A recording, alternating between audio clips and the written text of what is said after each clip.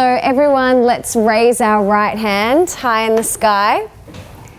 Okay, leave your hand up if you have ever been in a heated argument with someone before. Okay, everyone, yep. Okay, leave your hand up if you've ever felt disappointed in a relationship before. Yep, double hands, nice. Leave your hand up if you would like to learn 3 of the best relationship tools I have ever come across. Awesome, everyone just got higher. They're like me, yeah, awesome, put your hands down. Great, I am so excited because tonight we're talking about relationships, which is something that we all deal with. And I'm gonna give you my 3 favorite tools. You can call them relationship tools or tips or tricks or whatever. But these 3 things have radically changed all of my relationships. And I want to share them with you tonight. So pull out your pen and paper, or if you don't have a pen and paper, your phone, and you can just type it in notes or whatever's good for you. And the first one is something that I like to I call this see the other side. So write that down, see the other side. Now, this is something similar, I learned something similar from Dr. John Demartini. Has anyone heard of him? Yeah, great. He's amazing. Read everything that he's ever done. Go to everything that he's ever done. He's amazing. Anyway, so this concept radically changed my life because there were so many people in my life where I was holding on to a lot of anger and frustration. And when I learned this concept of seeing the other side, I realized that there is never any reason for you to hold on to any anger or disappointment or frustration. So when we are holding on to that anger or that frustration, it means we have failed to see the other side. Let me explain what that means. So everyone has an opinion, right? And my opinion, I might think is right, you might think is wrong, your opinion you think is right, I think is wrong. The thing is that we're all entitled to our own opinion. Everyone is. And who am I to say that you're right, or I'm right, or you're wrong and I'm wrong? When we get frustrated or we get angry with someone else, we are genuinely saying that I'm right and you're wrong. And who the heck am I to say that? I have no right in the world to say that I am right and you are wrong, correct? And from the moment we wake up, we are judging and we are saying, the moment we wake up, we go into the mirror, and what's the first thing we do? We judge ourselves. Oh, I look tired, wrinkles. So we're constantly judging. And if we want to have flourishing relationships, we have to remember that everyone is entitled to their opinion, and that when we feel anger and frustration, we have failed to see that other person's side. Now, this isn't about condoning what someone else is doing or saying they're right or wrong, whatever. If you could come out of your body and look down on 2 people having a heated argument, and this person thinks they're right and this person thinks they're right, if you just look down and go, that's so interesting. They think that and they think that. How amazing. But what most of us do is we then carry around this anger and we carry around this frustration for weeks, decades. I know people who have held on to anger for 50 years. No joke. And I'm like, you've got to let this go. But it's so deeply ingrained, they'll probably never let it go. And that's okay.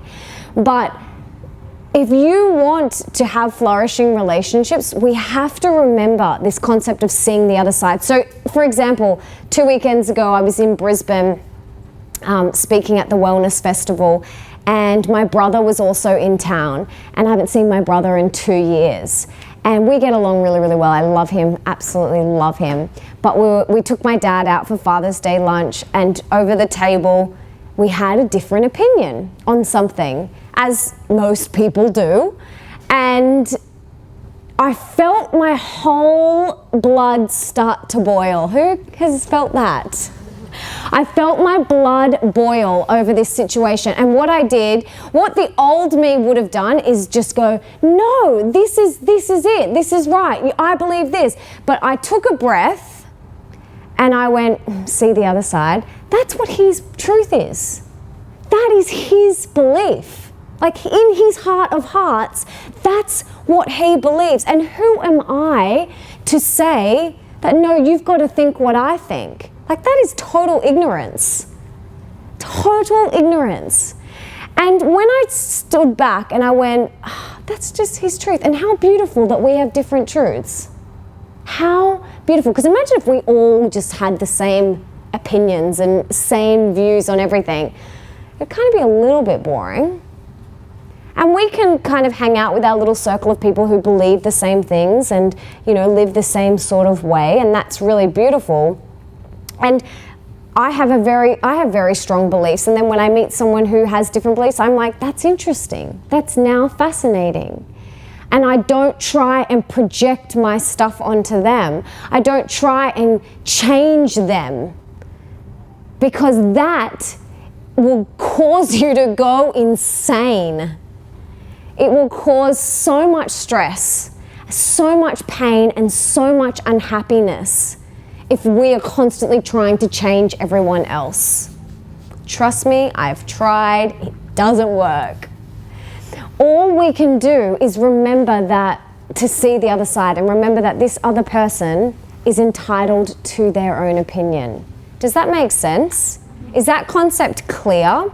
So like, take yourself, if you find yourself in a heated argument, like imagine your soul coming out of your body and like sitting up on top, looking down at you two, and go, oh, okay, that person believes that, that person believes that. Take your mean girl, take your ego out of it.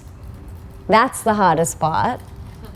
Take your ego out of it and then drop over yourself and just see what's really happening. This person believes this in their whole heart of hearts, and this person believes this and in their whole heart of hearts.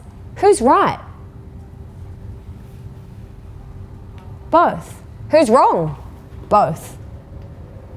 What matters the most is that you allow someone else to have a voice, and you don't squash that.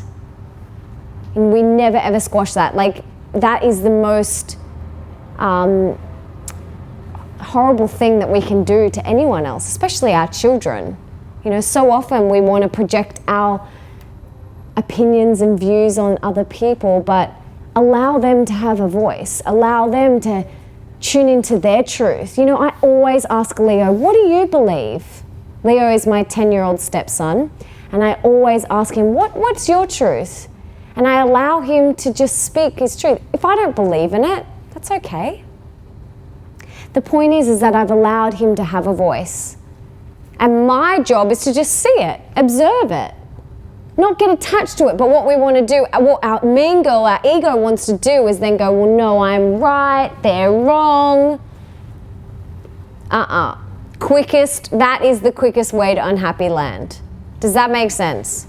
So I want you guys to write down now, where have you failed to see the other side? What situations have you failed where? What people, what circumstances? Maybe you've got a couple. If you don't have one, put your hand up. Okay, everyone's got one. I can give you some of mine if you need some. Any times where you have failed to see the other side and instead you just totally reacted. You totally projected your stuff onto them. I still catch myself doing this with Leo. Definitely. It's a work in progress. But we have to be mindful of this. I used to have in my old apartment, I should do it in my new apartment, we had those pens you can write on glass with, and we had, see the other side in massive letters on our glass windows, doors. And it really was a great reminder. Because anytime, there's no need for any anger or frustration or disappointment if you see the other side. So write down all of the times you've failed to see the other side. I just want you to become aware of it.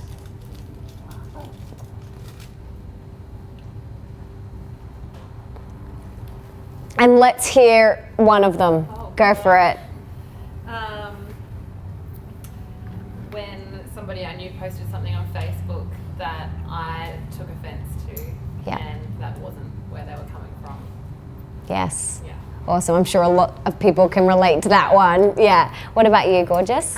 With work colleagues and their frustration with you and why you just didn't understand it, like why they were coming from that spot.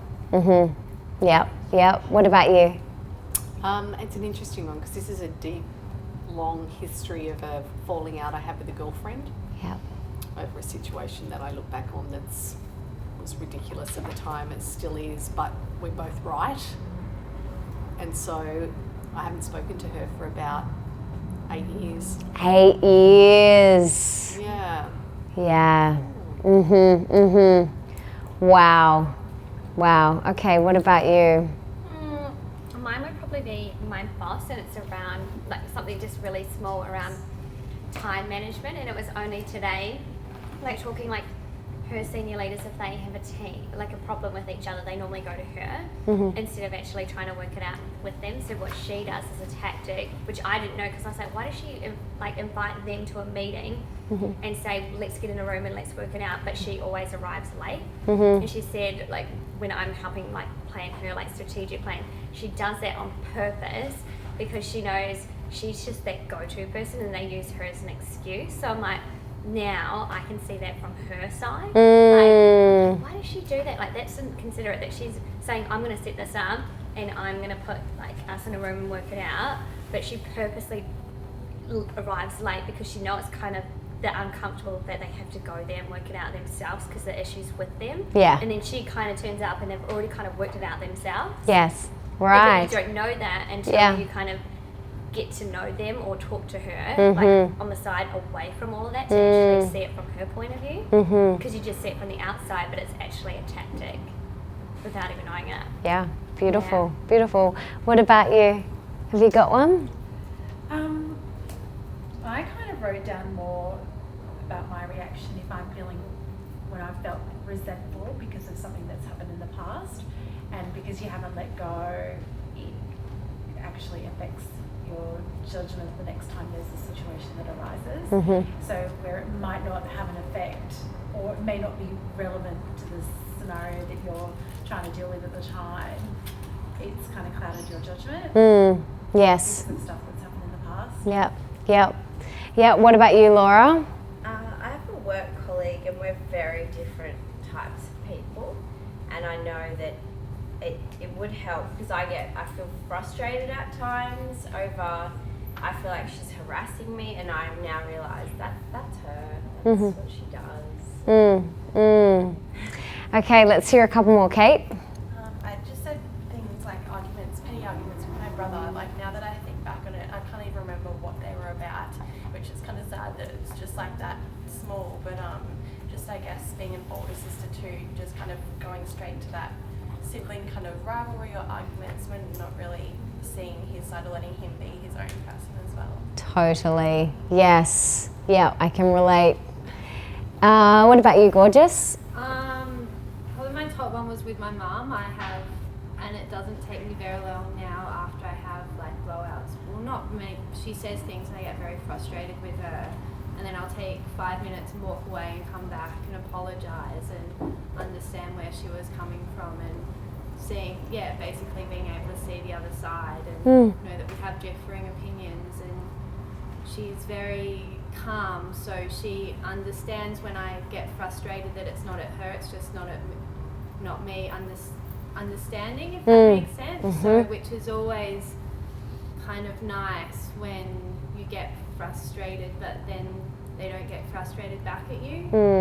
Yep. So it makes me deal with it better with other people then. Beautiful. I think that's an alarm or something. Anyway, what about you, gorgeous? For me, I would have to say it's with my mum. That's Yes. probably the one that stands out the most. Yep. You know, just butting heads constantly. And I'm always thinking that I'm right. And she thinks she's right. I'm right. And Yeah. so it just never really goes smoothly whenever we're Yeah. sort of in the same room for longer than like half an hour. Yeah, it's really sort of having to step back and going, I guess. Yeah, I can relate, definitely. What about you? Similarly with my family, so feeling unsupported in decisions that I will make when I actually take a step back and see it from their perspective. There's a reason why they're acting the way they're acting, or not feeling fully supported in whatever I'm doing. It's difficult to do. Yes. So everyone that wrote down something, where you failed to see the other side, can you now see, looking at who you wrote down, can you now see that that other person was just speaking their truth and was just being there, honoring themselves? Can anyone not see it? Because I'm happy to workshop it.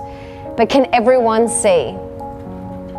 And can everyone see that there's now no need for any anger or any frustration or any loss of sleep or anxiety or panic attacks or stress? This doesn't mean that you're saying what that person's done is right or wrong. That's your opinion, whatever that may be. What you're saying is that you have just opened your eyes to see that other person's truth. That's all we're saying here. And if you remember this when you are in the hottest of arguments, it will immediately diffuse it. Doesn't mean it's going to be a piece of cake. This is a step that I've had to really work on over the years.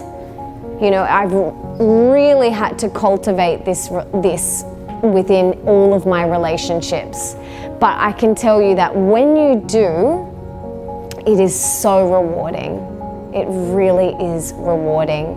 That relationship with your mum, with your dad, with anyone that's really close to you that you often butt heads with, when you remind yourself to see the other side, it immediately diffuses. That's that person's truth. Of course. Like, who am I? Who am I to say that they are wrong? That is total ignorance, total ignorance. And if we want to live in this heart-centered space, it's one of our jobs to remind ourselves of this. It's really important.